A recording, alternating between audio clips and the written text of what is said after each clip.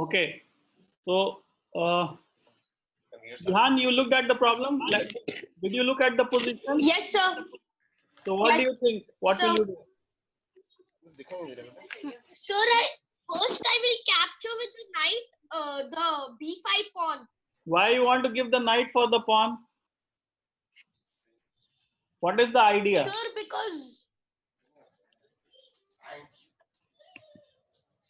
because then I might get the rook. Might is, you have to be sure, right? Okay, so let's ask anyone else who has some idea about the position.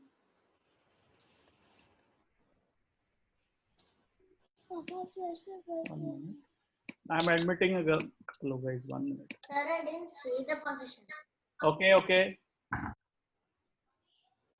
So anyone else has idea about the position? What will you do? Sir? Yeah, Vihan, you spoke. Now let's ask someone else. You are saying that you will take the pawn, right? With the knight. Yes, sir. Okay. I got your idea, but you're telling you might get the. Sir, I'll get it. How? Tell me the line. How will you get it? Because, sir, knight b5. Yeah, then, c5. Yes. So then bishop d5. Bishop B. Yeah. Bishop b5. Correct. It actually. 1 minute. Are you able to see the board? No. No, sir.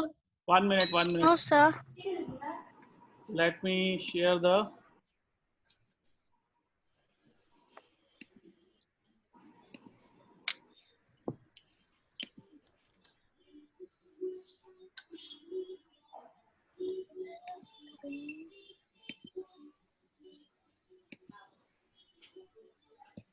Let me share that.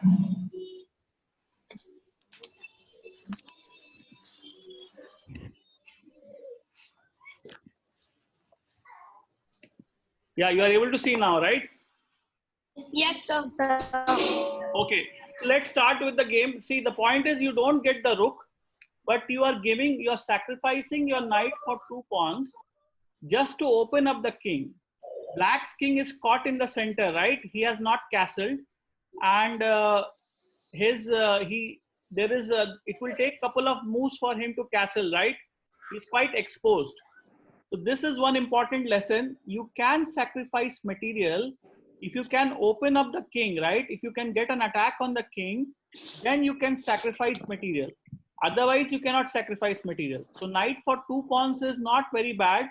The idea here is that you don't get the rook, Vihan.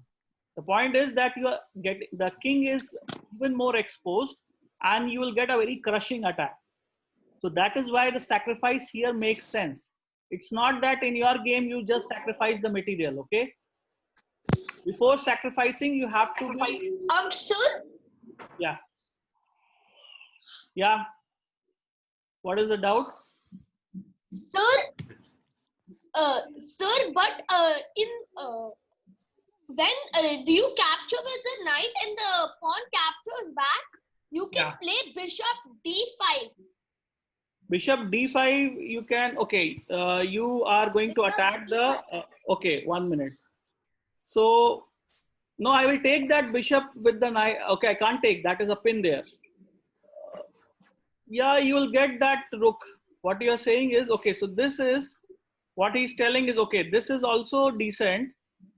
Let's see your line. Bishop d5, right? Okay. Yes, sir. So bishop d5 is, okay, you have sacrificed a knight for a pawn. Still you have some material down, right? So, okay, here I will still force the trade of the queens. You'll get the rook. But still that is, I can still fight.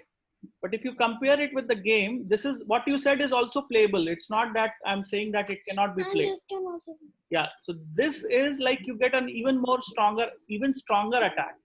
Okay, you'll see how it works. Now, what will you play if black plays king d8? Anyone has idea? Black plays king d8. What will you play as white? Yeah, black has played king d8. What will you play as white to win? There are several ways to win here actually. Sir, rook d1. Sir, rook d1. Okay. What else, Netra? Anyone else? Ashni, any idea what will you play? Sir, I'm thinking. No.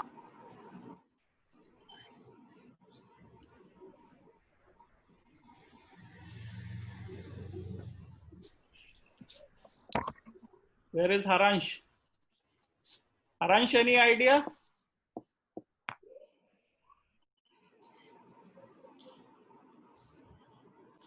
Haransh has not switched on the video, I think.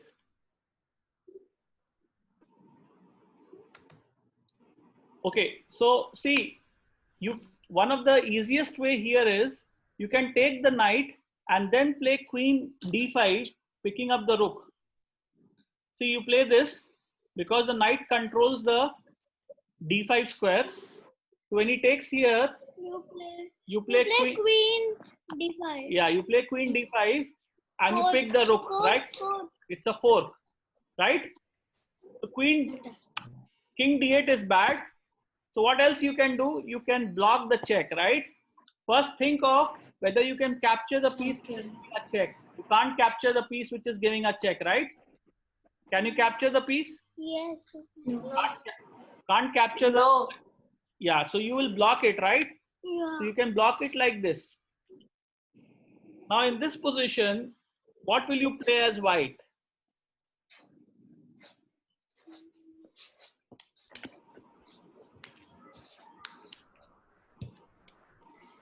See, if you see black's pieces, this knight is pinned on f6. The knight on d7 is also pinned. Dark squared bishop is very passive. This rook is out of the corner. h8, everything, all the pieces are paralyzed. Sir, bishop cross d7. Bishop cross d7 is bad. See, this piece is pinned. If you exchange your active piece with opponent's inactive piece, this is generally a bad idea unless you are winning immediately. If you see some winning line, then you can go ahead and exchange that. Because you Bishop can... f6. Bishop f6 is not good. What is the idea? I'll capture with the queen. Then I'll capture with the king. So one thing you have to understand, important lesson. If the opponent's piece is... Wait. If the opponent's piece is weaker than yours, then generally you should not trade unless you see some winning line. Bishop d7 doesn't help, right? I will play queen d7. So don't exchange with a dead piece. It is right now dead. You can increase the pressure. What do you do on a... When you have a pinned piece, what do you do? How do you attack a pinned piece? Yeah, you attack a pinned piece. Sir, rook d1. Sir, rook d1. Okay, what else? Rook d1. Sashi, okay, Sashi is back. So, Queen d3. Queen d3. Okay. Now let's... Ridhima thinks queen d3. Who else thinks queen d3? Sir, me. Okay. And Ashni, what do you think? What will you play? I'm still thinking. Okay. So see, rook d1 is a decent move because you are increasing the pressure, right? Who can find an even stronger move than rook d1? Queen d3, okay, the queen is well positioned. You don't want to move the queen right now. Queen d3 also is okay, but I don't like it that much. Rook d1 is increasing the pressure. Who can find a better move than rook d1? You want to connect the rooks. How do you... Queen a4. Queen a4 is okay. You want to increase the pressure there. That is also a move, but even stronger move than that. King b6. No. Don't exchange the pieces unnecessarily. You are exchanging... King e2. King e2 Sir? King e2 is not that great. Don't move the king unnecessarily, okay? Sir? Yeah, Vihan. Sir, castle. This side. So castle. Castle. 0-0. Okay, see, King side, yeah. side castling King will side. also win because your rooks are connected. You will then bring one of the rooks to d1. But queen side castling is even stronger here because not only the rooks are connected, but also this rook is putting pressure on the knight on d7. And If then you you can do something like 23 and then... yeah. If you castle on the king side, you will take one more move to bring the rook to d1, right? Yeah. So that is weaker as compared to queen side castling. Because But you cannot castle 3 times. No, wait.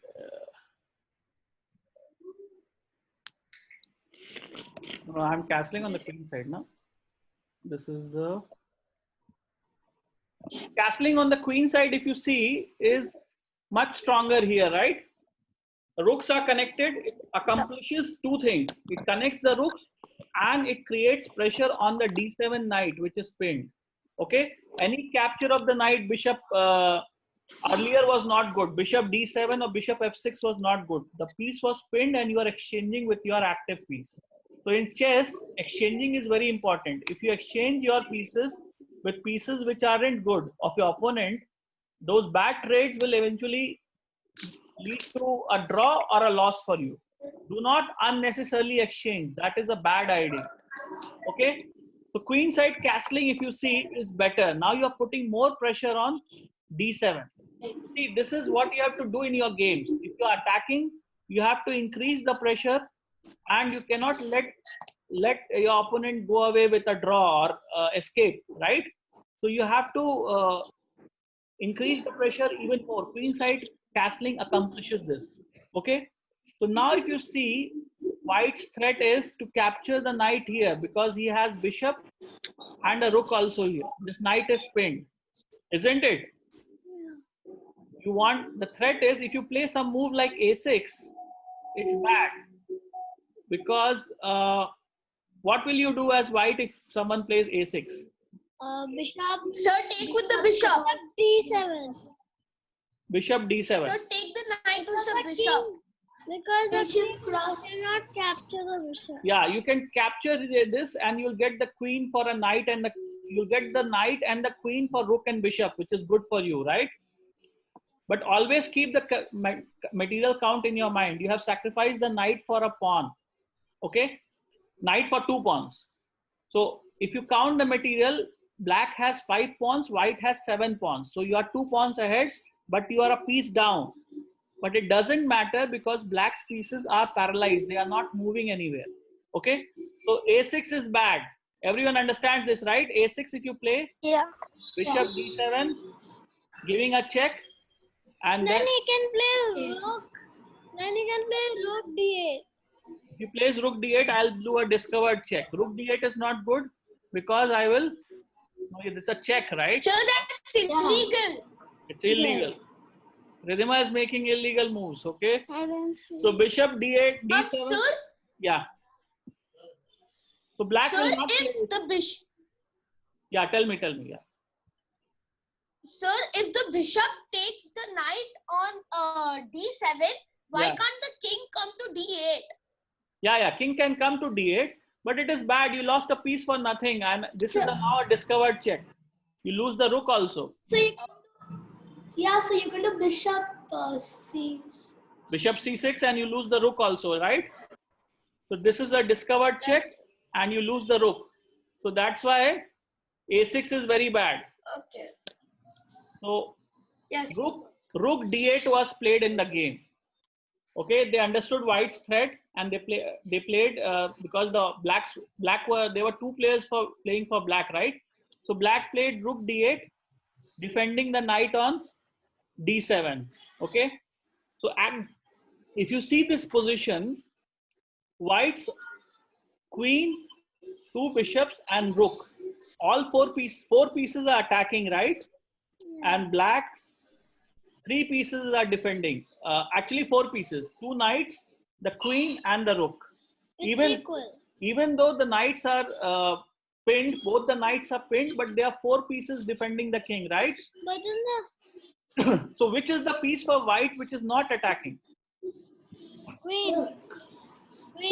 the rook. Which rook? Sir, the rook on H1. Correct, The rook correct. on The H1. rook on H1. Not the queen. Queen is still putting some pressure at some places. The rook on H1 is out of the game. Okay. So how can you bring this piece into attack? Rook E1. Rook E1 the rook will be putting, I mean, it's facing a wall on E4, right? How does it help? Then he has to go like this. So then rook. Ashni, any idea how can you involve this rook into the game? Let's ask Sashi or Ashni and anyone else. How can you involve? By moving the D1 rook and moving the H1 after that. D1 rook, where will you move? Yeah, you can play rook D2. Yeah, you can play to rook D2 and then you can double the rooks on the D file, right? That is one idea. That also you can play. But Morphy was a very strong attacker. He realized that the black rook on H8 is out of the game and the black bishop is out of the game. So he sacrificed the rook here. Okay? You'll see why. Now, black has to capture with the rook. And then the bishop. Not F4. Now he brings this rook. And then again attack and then. Now see, black has The three. rook is pinned. Yeah, black has 3 pieces defending and white has 4 pieces attacking, right? Yeah. Yeah. Something changed from previous time. Earlier 4 pieces were attacking and 4 pieces were defending, right? The knight was also defending. But after this exchange, white has 4 pieces attacking and black has only 3 pieces defending, right? Yeah. The queen, the rook and the knight. The bishop is still nothing. Okay? So you see, because the pieces are paralyzed, that should never happen in your game. If your pieces are inactive, then you will automatically lose the game, right? Because if they are out of the game, even though the rook is there on the board, it doesn't count for anything, right? This rook and bishop, they are immobile. Even though these 2 knights are pinned, so they are also paralyzed. Okay, so he played this, black played this, white played rook D1, now bringing the rook on H1 also into the attack. Now, No, bishop. No, it's black's turn.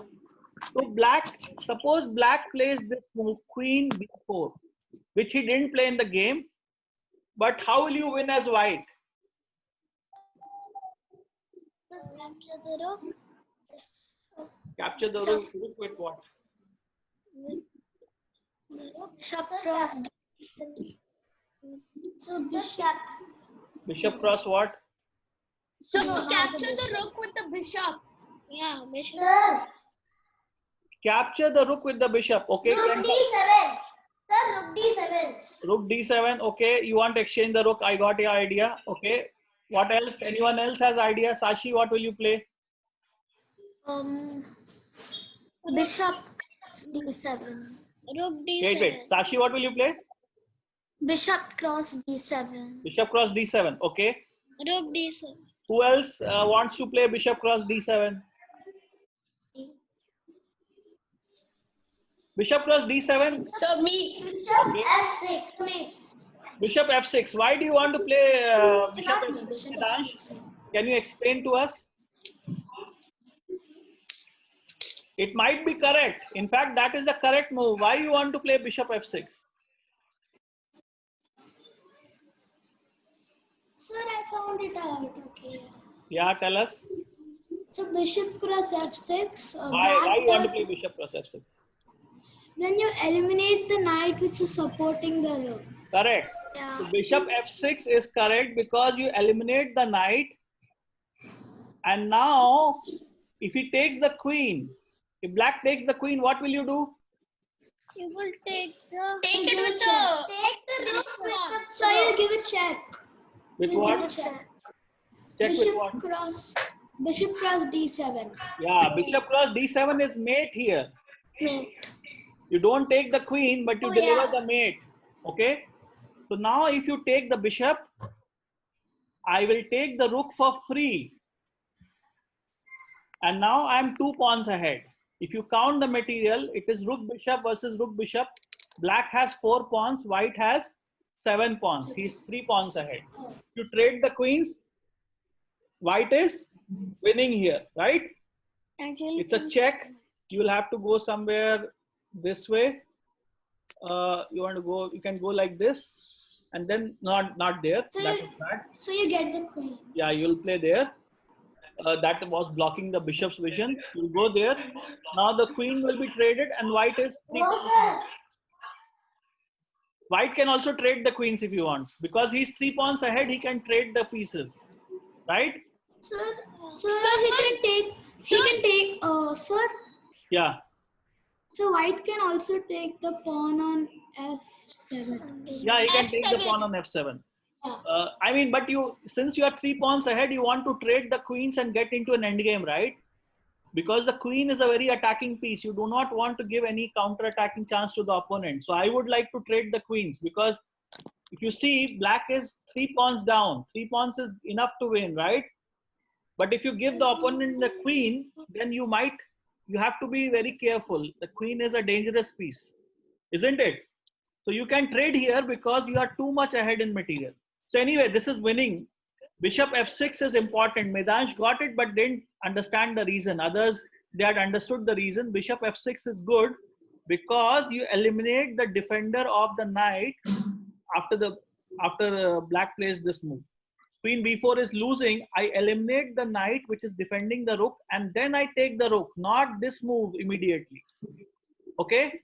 If you play this immediately, there is no pin. I will take the bishop with the knight, right? So that is not good. Okay, so in this position, black played this move, queen e6. So what will you play as white?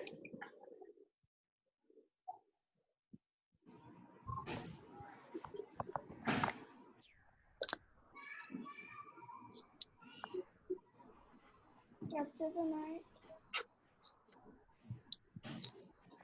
Ridhima wants to capture the knight. But capturing that, what is the idea? Sir, Bishop D7. Bishop D7. Bishop d7. Sir, bishop d7. Bishop D7. Yes, sir. Yeah, bishop Bishop d7 D7. can be played. Even bishop f6 is also not bad, because bishop f6 is, what is the idea, Ridhima? Sir, Bishop D7. Wait, I understood. Medansh, I got your point. Vihan, wait. Bishop d7 is what he played. That is good move. Bishop f6 is also winning, because you can also trade the queens. You will get the rook for free. I will play bishop f6. And then when you play here, I can trade the queens and get into that same ending, right? I can get the rook for free, right? So this can be played, but he actually played bishop d7. E7. That one is also winning, because yes, sir. that is also winning, which I showed you. I mean, the line which I showed was, 1 second.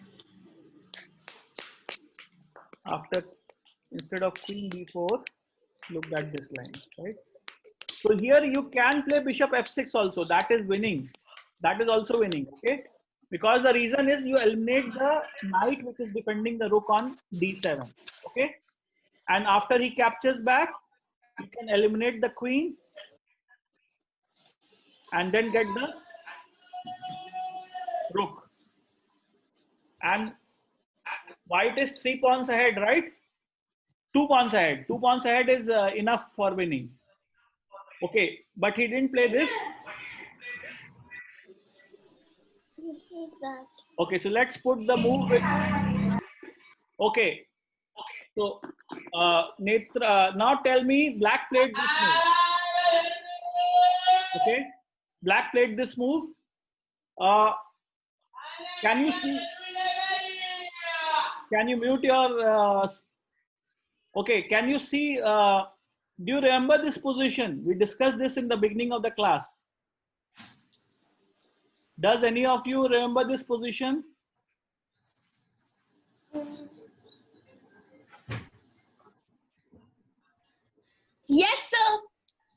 Yeah. What was it? Did we discuss it sometime? Sir, you play bishop. Yes, sir. Queen B8. Sir, Why? queen b8. Queen B8 is checkmate. Queen b8, I'll take queen. Knight b8. After that, this is the Sir, position we then discussed. rook d8 is made. Yeah, this position we discussed in the beginning of the class, right? And then rook d8 is made, right? Yeah. So if you see this game, what do you understand? If you are playing passively and your opponent is bringing more pieces into the attack, you will automatically lose the game. Because all the pieces are on the 7th rank and the 8th rank. Yeah, so if you see black's pieces, they never came out in the game itself, right? The rook and the bishop, they didn't come out in the game itself. This one, let's go to the final position.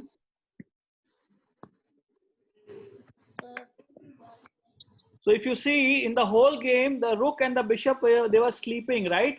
Yeah. The rook on h8 and the bishop on f8, they were sleeping. And if you see the material count, black is a queen and a knight ahead. He has extra queen and extra knight, isn't it? But it doesn't matter. He got checkmated. Okay. Because his pieces are scrambled. So the rook is that's why the checkmate happened. Okay. So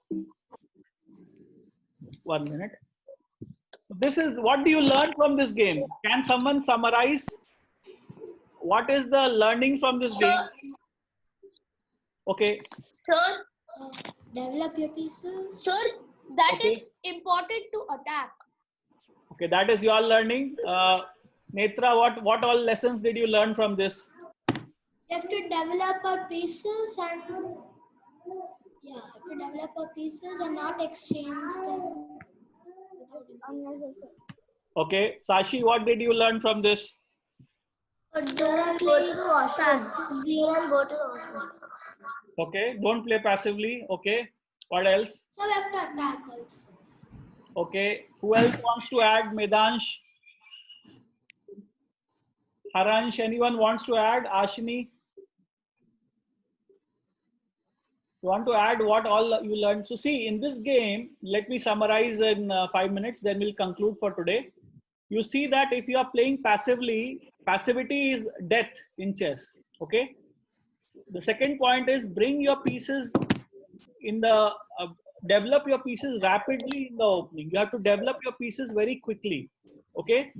And third is king safety is very important. If your king is unsafe, then it is So a you are checkmated. yeah, it's a recipe for disaster.